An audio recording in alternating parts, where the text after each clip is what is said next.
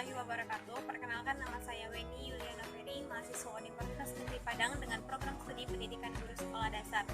Dan NIM saya adalah 201299090. Pada video kali ini saya akan memenuhi tugas pembelajaran tematik terpadu kurikulum 2013.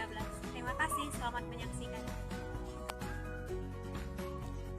Assalamualaikum warahmatullahi wabarakatuh. Selamat pagi Ananda semuanya. Ibu harap Ananda semua dalam keadaan sehat walafiat ya. Baiklah, pada pagi hari ini kita akan memulai pembelajaran kita. Akan tetapi, alangkah baiknya kita berdoa terlebih dahulu. Berdoa menurut kepercayaan masing-masing dimulai. Berdoa selesai. Pada pagi hari ini kita akan mempelajari buku tematik terpadu kurikulum 2013 tema 1 subtema 2 tentang kebersamaan dalam keberagaman. Nah, Ananda semuanya silahkan buka bukunya halaman 75 ya. Nah, di sini kita lihat yaitu pembelajaran 1. Sebelumnya, kamu sudah banyak belajar tentang indahnya keberagaman budaya Indonesia. Sekarang, kamu akan belajar tentang menjalin kebersamaan dalam keberagaman agama. Ayo mencoba. Suku budaya dan agama yang berbeda tidak menghalangi Udin, Siti, Dayu, Beni, Lani, dan Edo menjalani kebersamaan. Mereka berbagi cerita tentang budaya masing-masing dan saling belajar. Hari-hari mereka penuh keceriaan dalam kebersamaan. Hari ini mereka berkumpul bersama untuk bekerja sama. Nah, bacalah teks berikut dalam hati. Ananda semuanya, dengarkan ibu ya untuk membaca teksnya. Yaitu bekerja sama dalam keberagaman. Edo dan kelima temannya mendapat tugas untuk melakukan percobaan tentang bunyi. Sepulang sekolah, mereka berkumpul di rumahnya.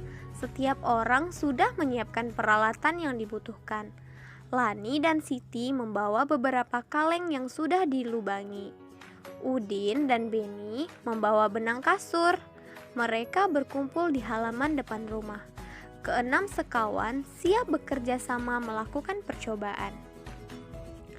Saat percobaan akan dimulai, tiba-tiba terdengar azan. Siti dan Udin meminta izin teman-temannya untuk sholat. Teman-temannya mengizinkan mereka untuk melakukan ibadah. Edo meminjamkan ruang makannya untuk digunakan Siti dan Udin sholat. Meskipun Edo beragama Katolik, ia tidak keberatan rumahnya dipakai untuk sholat. Beni yang beragama Kristen, Dayu yang beragama Hindu, dan Lani yang beragama Buddha menunggu dengan sabar temannya beribadah. Keenam sahabat selalu menghargai satu dengan yang lain. Tiba saatnya keenam sekawan melakukan percobaan. Setiap orang menunjukkan tanggung jawabnya dalam bekerja.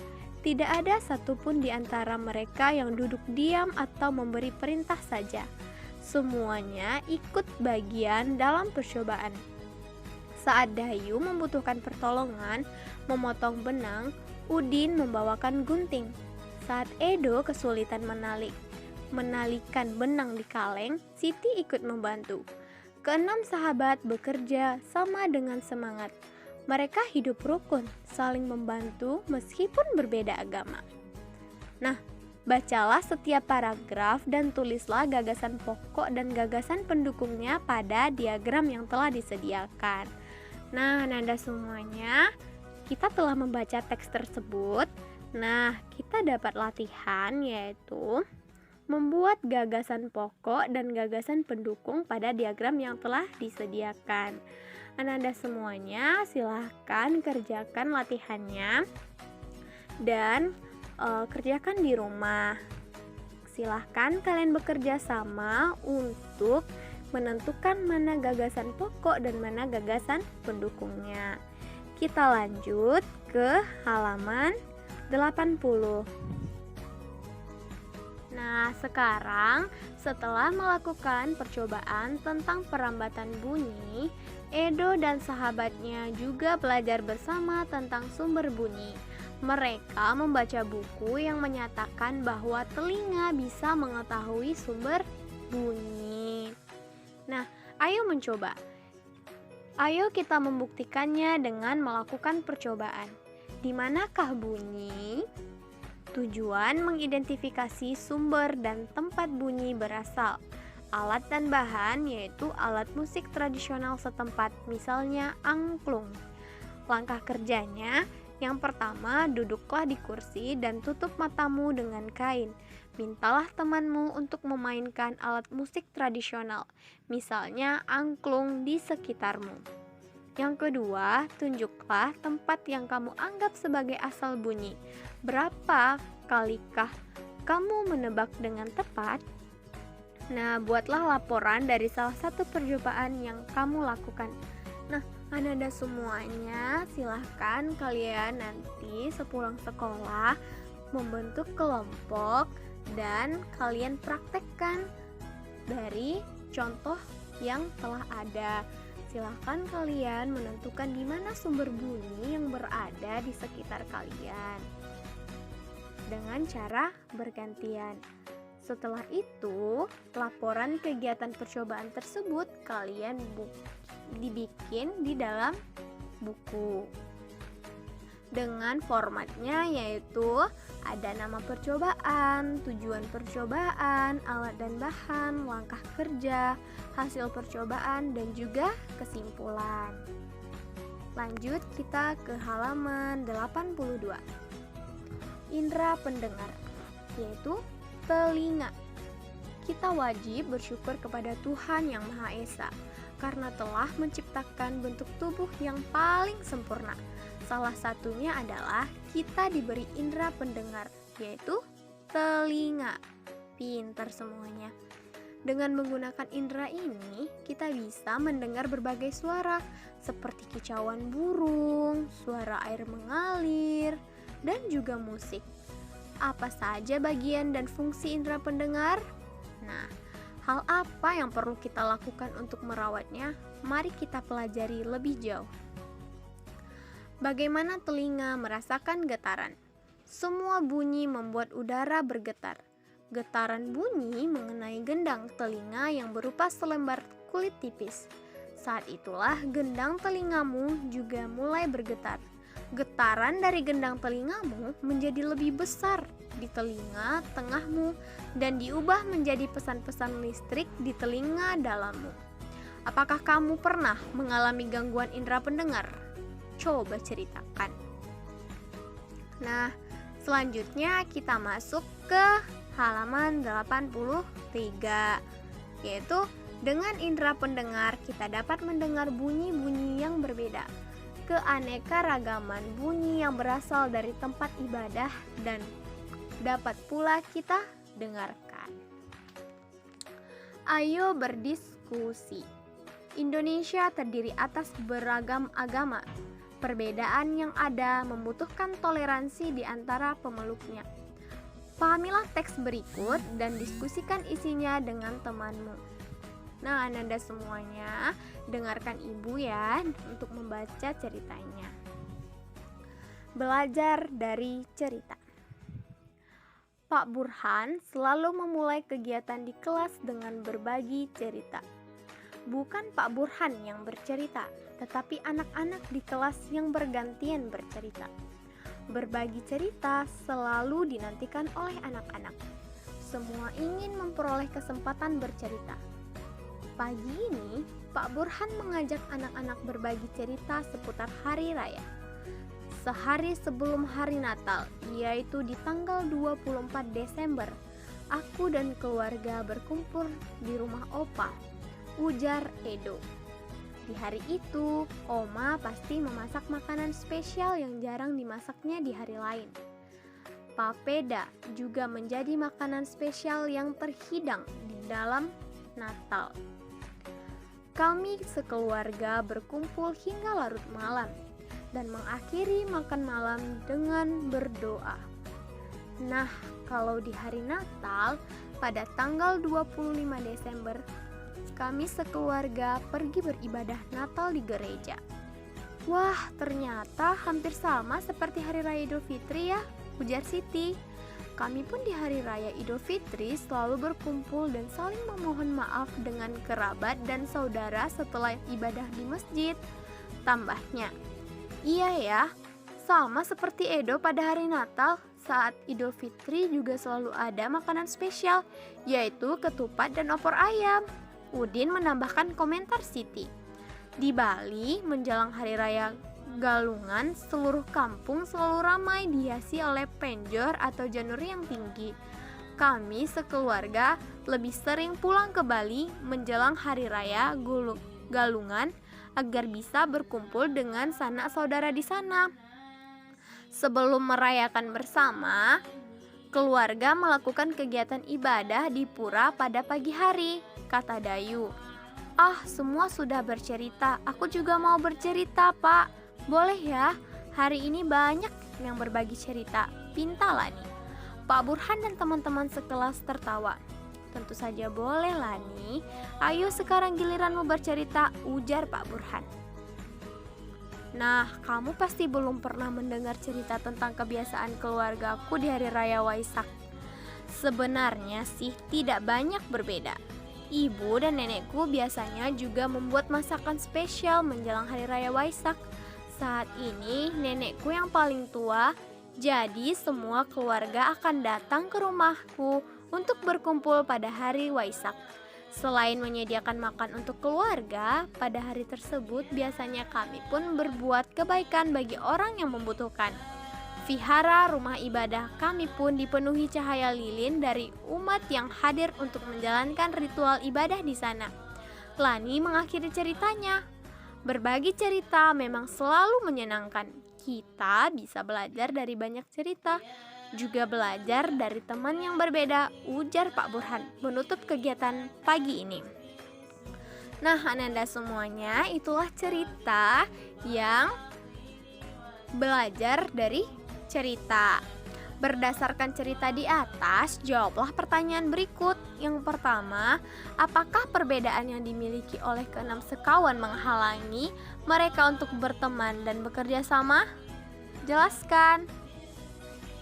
Kemudian, soal yang kedua, yaitu bagaimana sikapmu jika kamu bermain dengan teman yang berbeda agama. Nah, kalian tahu nggak apa jawabannya? Kalau belum tahu, nanti kerjakan dan dibaca lagi ya teksnya. Yang ketiga, soalnya itu adalah ceritakan pengalamanmu memiliki teman yang berbeda agama. Perbedaan apa yang kamu ketahui? Bagaimana sikapmu terhadap perbedaan tersebut? Nah, sekarang kita lanjutkan ke pembelajaran 2. Sebelumnya, kita sudah banyak belajar tentang indahnya keberagaman budaya Indonesia. Bagaimana cara menjalin kebersamaan dalam keberagaman tersebut? Mari kita gali lebih jauh. Ayo membaca. Tong sampah gotong royong. Ada yang berbeda setelah senam pagi pada hari Minggu ini. Warga berkumpul dengan berbagai peralatan dan perlengkapan di lapangan kampung. Beberapa drum kosong, bilah-bilah bambu, karung plastik bekas, dan ember bekas tersusun di pojok kiri lapangan. Di pojok lain terlihat tumpukan kaleng cat, kuas, wadah cat, dan beberapa peralatan lain. Apa yang akan dikerjakan oleh warga hari ini? Pagi hari, Pak Made dan keluarganya harus melakukan ibadah pagi terlebih dahulu di pura. Sementara itu, warga bekerja sejak pagi bergotong royong menyiapkan tempat sampah baru. Udin, Siti, dan Edo membantu Pak Ismail dan beberapa warga lain mengayam bilah-bilah bambu menjadi keranjang sampah.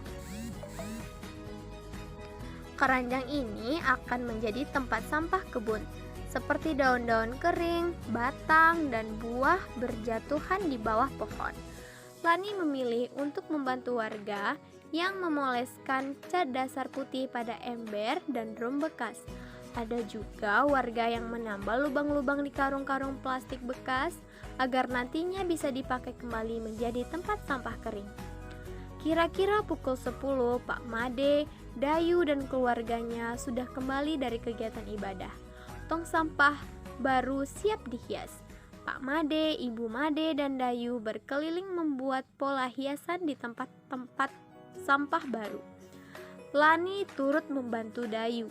Setelahnya, warga bergotong royong mengecat dan memperindah hiasan tempat sampah. Sebelum matahari meninggi, sudah ada 12 tempat sampah yang dihasilkan oleh warga bergotong royong. Drum bekas, ember bekas, karung plastik, keranjang anyam sudah berubah menjadi tempat sampah yang cantik. Nah, Ananda semuanya, kita bisa lihat kan dari gambar tersebut, dari drum yang kotor awalnya, setelah dihias bisa menjadi cantik kembali dan dapat kita manfaatkan menjadi tempat sampah yang cantik dan unik. Nah, anak-anak semuanya, kita harus bisa memanfaatkan benda-benda bekas untuk diolah kembali menjadi barang yang berguna. Selanjutnya kita masuk ke ayo berdiskusi. Berdasarkan teks yang kamu baca, isilah grafik berikut. Yang pertama ada keberagaman, yang kedua ada kerjasama, yang ketiga ada manfaat kerjasama. Silahkan Anda semuanya berdiskusi dan kerjakan perintah sesuai yang ada di bukunya. Kita lanjut ke halaman 89. Setelah kamu mengisi grafik di atas, diskusikan pertanyaan berikut dengan temanmu. Apa itu kerjasama? Yang kedua, apa manfaat kerjasama? Yang ketiga, bagaimana cara kita supaya bisa bekerja sama dalam keberagaman?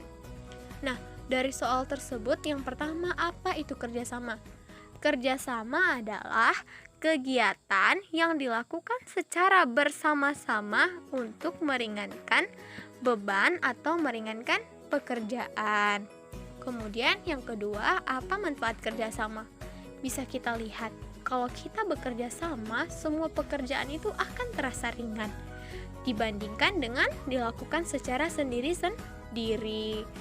Nah, contohnya ketika di rumah itu ada banyak pekerjaan, tapi jika dilakukan secara bersama-sama, itu akan cepat selesai. Contohnya, Dayu menyapu rumah, kemudian Lani mencuci piring, dan Beni menyapu halaman. Contohnya seperti itu ya, Ananda. Kemudian soal yang ketiga, bagaimana cara kita supaya bisa bekerja sama dalam keberagaman? Intinya itu cuma satu, yaitu toleransi dan juga saling tenggang rasa. Kalau kita bisa menenggang rasa, pasti kita bisa melakukan pekerjaan itu secara bersama-sama. Jadi tidak ada yang memaksa, tidak ada unsur memarah-marahi, dan juga tidak ada unsur egois. Pasti semua pekerjaan itu bisa kita lakukan secara bersama-sama. Baiklah Ananda, kita lanjutkan lagi, yaitu kerjasama merupakan usaha yang dilakukan oleh beberapa orang untuk mencapai tujuan bersama. Bagaimana dengan warga di daerahmu? Apakah mereka juga bekerja sama dalam keberagaman? Ceritakan satu bentuk kerjasama yang dilakukan di tempat tinggalmu. Kemudian yang pertama yaitu keberagaman di lingkunganmu. Yang kedua, memberikan satu contoh kerjasama dan menjelaskan sikap yang menunjukkan persatuan dan kesatuan saat kerjasama. Yang ketiga, manfaat kerjasama. Yang keempat, kesimpulan apa pentingnya persatuan dan kesatuan dalam keberagaman. Kerjasama dalam keberagaman merupakan sikap yang harus dikembangkan. Sikap tersebut akan semakin memupuk persatuan dan kesatuan.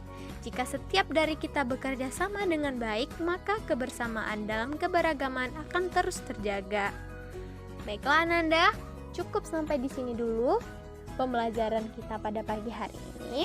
Semoga bisa bermanfaat bagi kita semua dan Ananda semuanya. Pesan Ibu adalah Ananda ibu semuanya yang di dalam kelas ini wajib mematuhi dan juga saling toleransi antar umat beragama.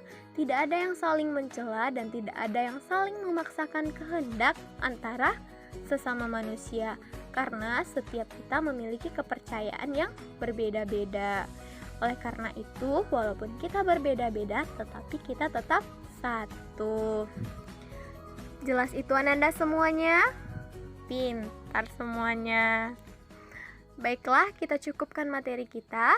Kalau ibu ada salah dan janggal, ibu mohon maaf. Ibu sudahi dengan wabillahi taufiq wal hidayah. Wassalamualaikum warahmatullahi wabarakatuh.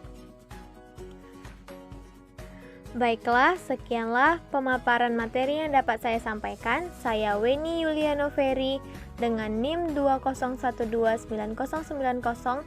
Pamit undur, jika ada kesalahan saya mohon maaf. Saya sudahi dengan wabillahi taufiq wal hidayah. Wassalamualaikum warahmatullahi wabarakatuh.